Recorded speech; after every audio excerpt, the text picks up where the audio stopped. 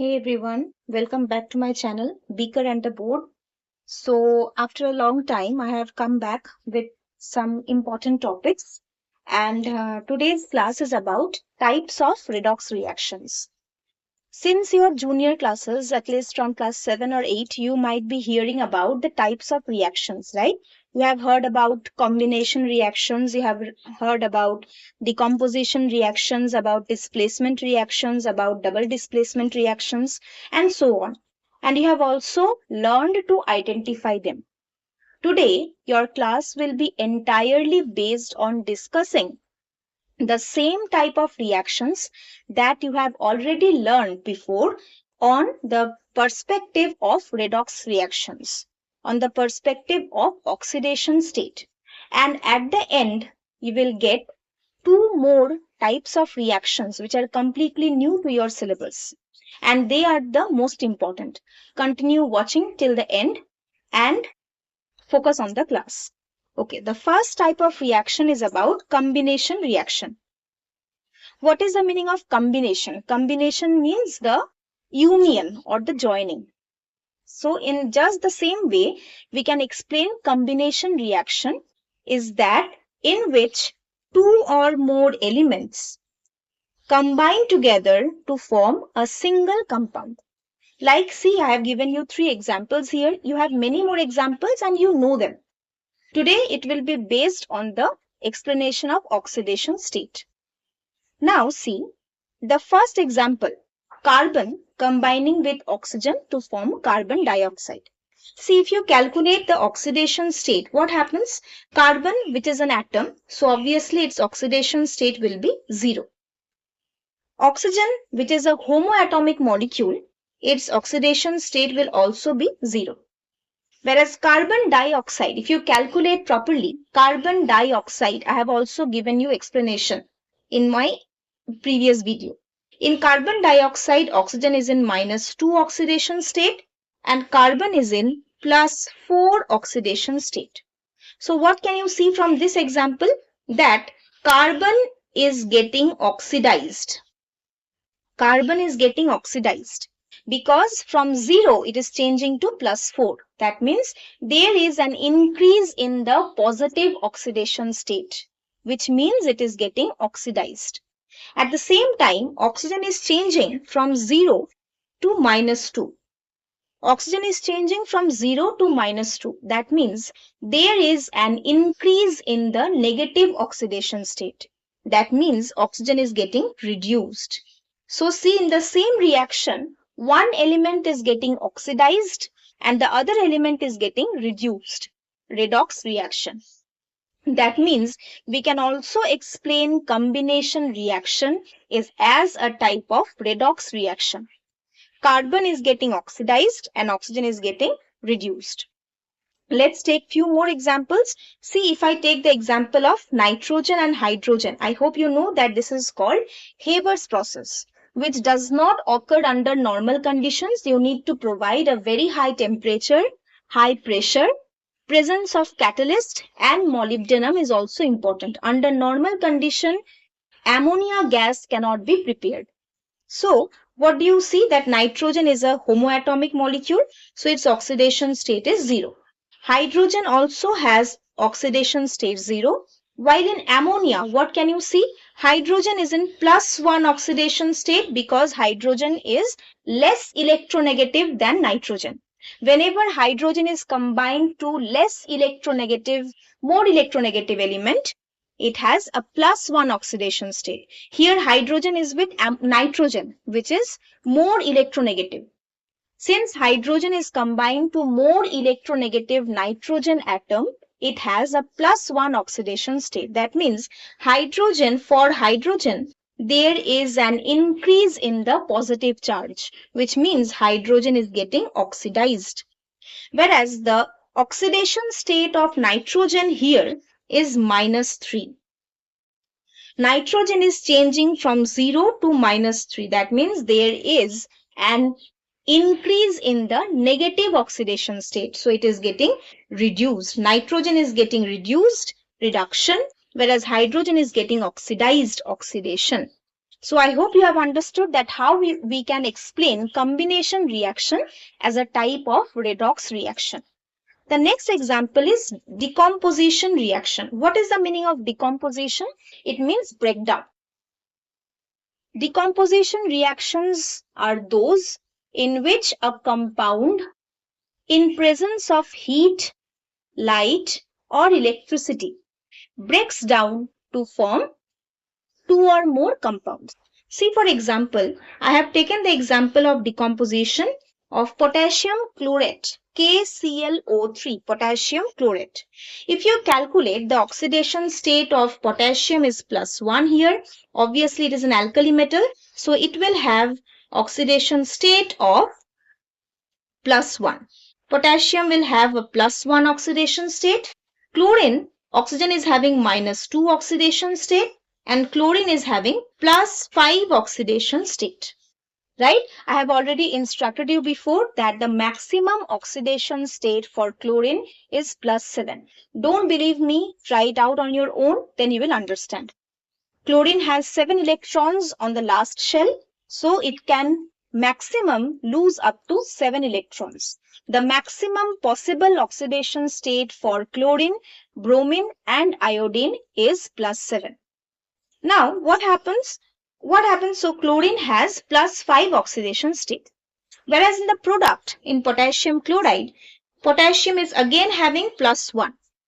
Chlorine is having -1 oxidation state. And oxygen, being homoatomic, has 0 oxidation state. So what can you conclude from this? That for potassium, the oxidation state is remaining same. But chlorine, from +5, it is dropping, it is decreasing to -1. That means we can say for chlorine, from +5 to +1 means that there is a decrease in the positive oxidation state. From +5, it is decreasing, the positive charge is decreasing to -1. Decrease in the positive charge is called reduction. Decrease in the positive charge is called reduction. That means in potassium, when we heat potassium chlorate, when potassium chlorate is heated, the oxidation state of chlorine decreases from +5 to -1. Chlorine undergoes reduction. Now for oxygen, from -2, it is changing to 0. From -2 to 0. That means for oxygen, there is a increase in the positive charge, right? From -2, it is changing to 0. Increase in the positive charge or decrease in negative charge. We call that as oxidation. So whereas oxygen is getting oxidized, chlorine is getting reduced. That means decomposition, thermal decomposition of potassium chlorate is a redox reaction. Try it out for the heating of mercuric oxide. See, verify whether the heating of mercuric oxide is a redox reaction or not. Now the next type is displacement reaction. The next type of reaction is displacement reaction. What is displacement reaction? You have heard about it before. That displacement reaction is that in which the more reactive element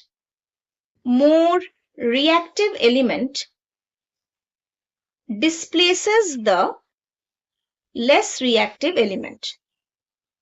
Displaces the less reactive element.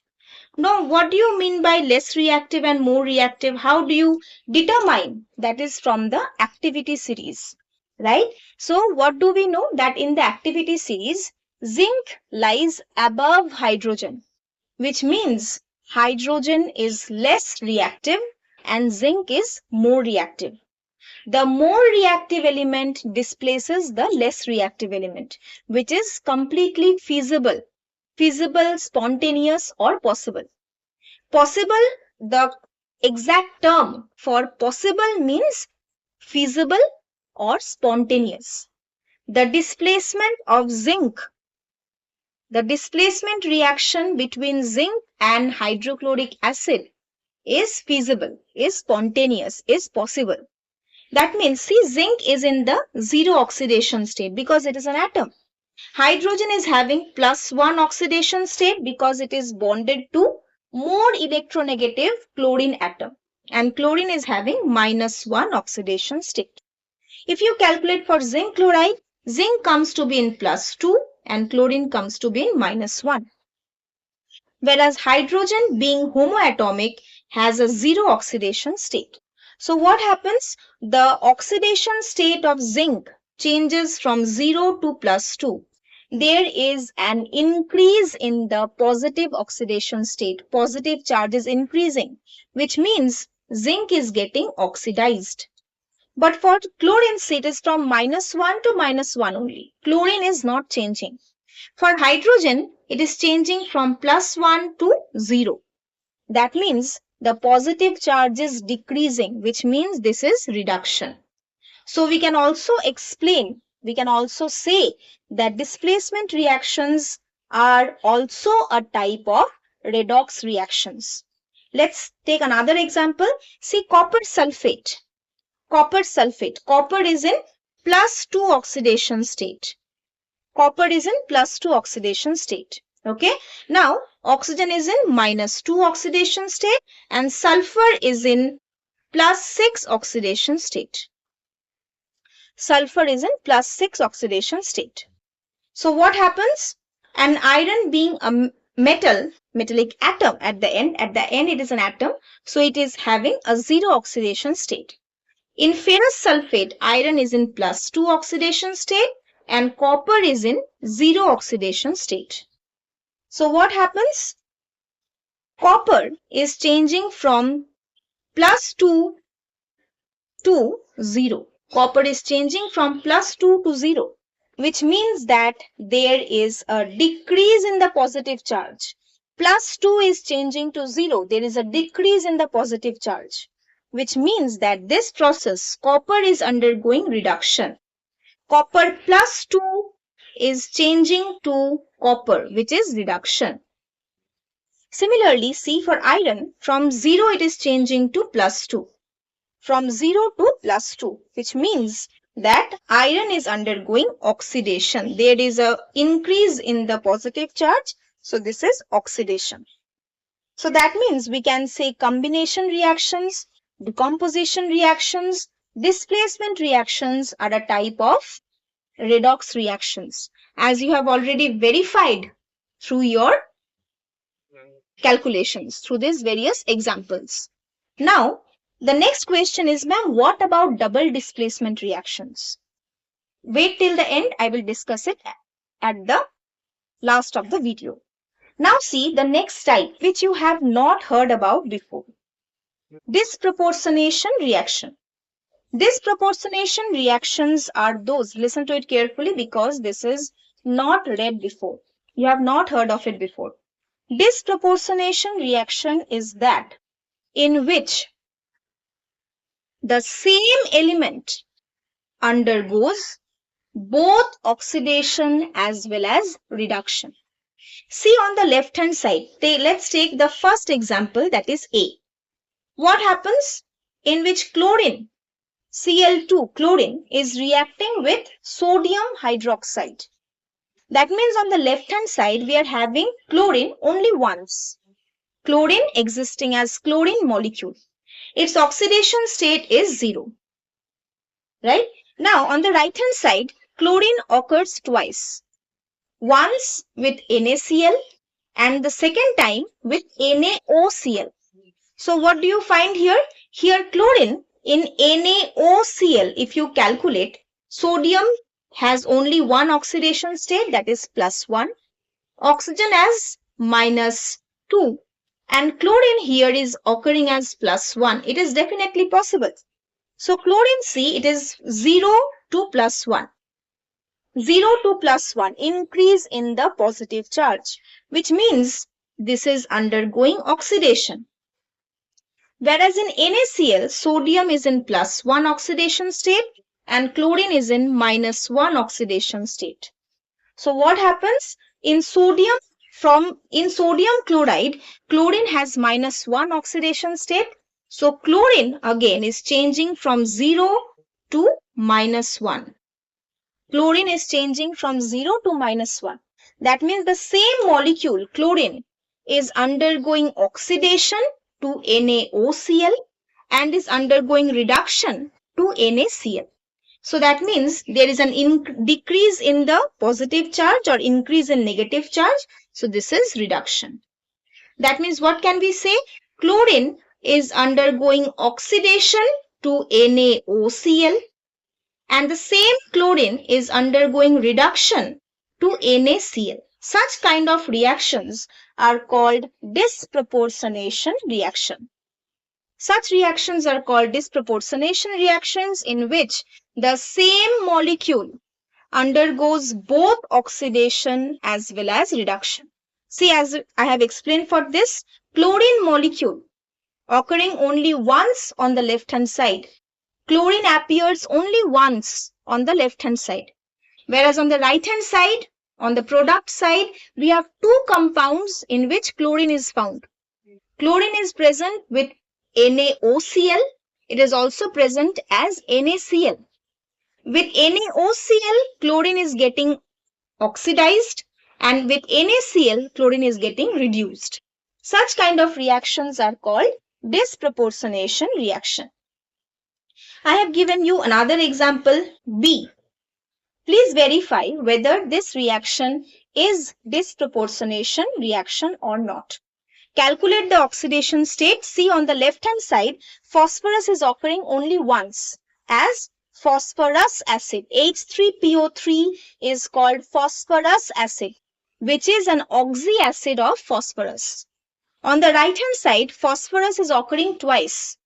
It is occurring with phosphoric acid, H3PO3, and it is also occurring as phosphine. PH3 is called phosphine. This is hydride of phosphorus.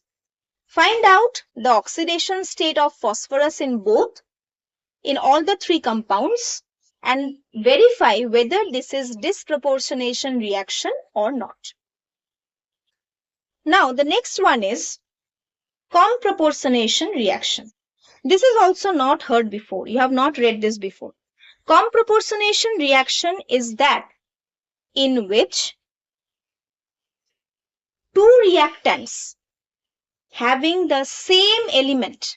See, for example, on the left hand side, we are having bromine twice. Bromine is occurring with KBrO3, which we call as potassium bromate. KBrO3 is called potassium bromate. And bromine is also present as potassium bromide. In potassium bromate, bromine is in +5 oxidation state. Bromine is in +5 oxidation state. Potassium is in +1 and oxygen is in -2. I have already told you before that in maximum compounds, oxygen exists as -2. Some compounds, oxygen exists as peroxide and very few as superoxide. Now the next one is potassium bromide, where bromine is present with as -1 oxidation state. Hydrogen here we don't need though, but I'm showing it. Hydrogen as +1 and chlorine as -1. On the right hand side, bromine is occurring only once.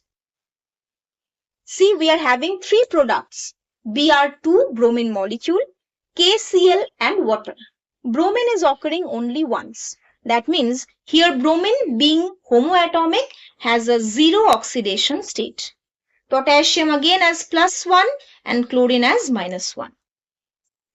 Hydrogen as +1 and oxygen as -2. That means only bromine is changing the oxidation state. It was +5 and -1. Now it is 0. That means two reactants having the same element, bromine, two reactants, that is KBrO3 and KBr, having different oxidation states, they are combining to form a product. To form a product that in which that element occurs only once. Bromine is appearing only once on the right hand side. Bromine is only one time on the right hand side. And the oxidation state is intermediate of the reactant.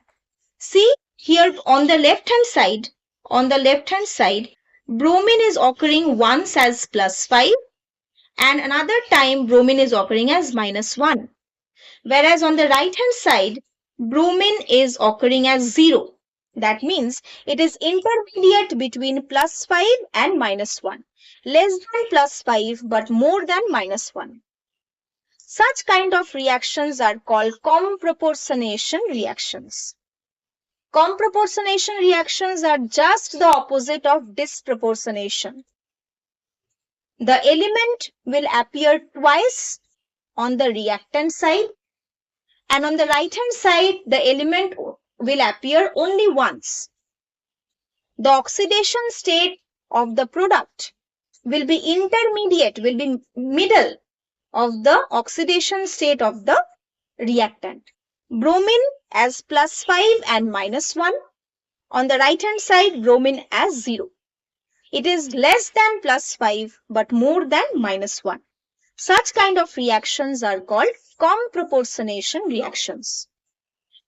Now, the next one is, I have given you 3 reactions here. In these 3 reactions, you need to find out what kind of reactions they are.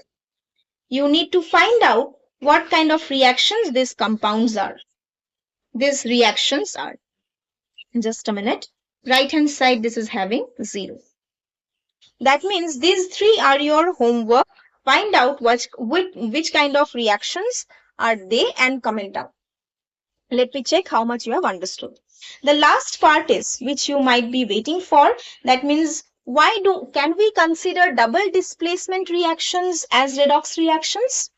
Double displacement reactions means in which 2 compounds react and there is just exchange of ions. Let's take an example. Say for example, copper sulfate with sodium hydroxide. Copper sulfate with sodium hydroxide, aqueous solutions of both. You must have heard of these reactions. Aqueous solution of copper sulfate with aqueous solution of sodium hydroxide. Sodium hydroxide, which is also called caustic soda. Caustic soda. So what happens? This forms copper hydroxide, copper 2 hydroxide and sodium sulfate. Sodium sulfate. If you find out the oxidation state, copper is in +2, sulfate as a whole is -2. I hope you know that sulfate is having a -2 charge. Sodium again +1 and hydroxide overall as -1. OH -1. See, in copper 2 hydroxide, copper remains in +2 state. Copper remains in +2 state. Hydroxide overall is -1 only. Sodium sulfate, sodium is having +1 and sulfate overall is having -2 oxidation state. So now, as you can see, that there is no change in the oxidation state of any of the elements. Copper +2 remains +2, sodium +1 remains +1, sulfate -2 remains -2, hydroxide -1 remains -1. That means none of the elements are showing any change in the oxidation state. Such kind of reactions are called redox reactions, are called double decomposition reactions. And double decomposition reactions can never be called as redox reactions. There is no change in the oxidation state. So these reactions will be called simply double decomposition, double displacement, but not redox. Let's take another example. Say, if I take the example of silver nitrate, AgNO3, silver nitrate, with, say for example, hydrochloric acid, HCl. You know that this is a precipitation reaction and it helps in the identification of chloride ion. What do we get? We get a white PPT, white precipitate of silver chloride, AgCl. This reaction is very suitable, very helpful for the detection of chloride ion, Cl minus ion. And at the same time, we get HNO3. This is again a double displacement reaction. Simply there is exchange of ion. If you calculate the oxidation state, you will not find any change there. Silver is +1 here. Nitrate as a whole occurs as -1. If you calculate individually, nitrogen is in +5 oxidation state. Nitrogen is in +5 oxidation state. Individually, if you calculate, oxygen is in -2. Hydrogen is in +1. Chlorine is in -1. In AgCl again, silver is in +1. Chlorine again in -1. Hydrogen again +1. Nitrate remains as -1. That means none of the elements are changing their oxidation state. So double decomposition or double displacement reactions cannot be called as redox reactions. Solve the 3 questions that I have given. Comment down your answers. Let me check what you have understood. Stay tuned for my next class. Thank you, everyone.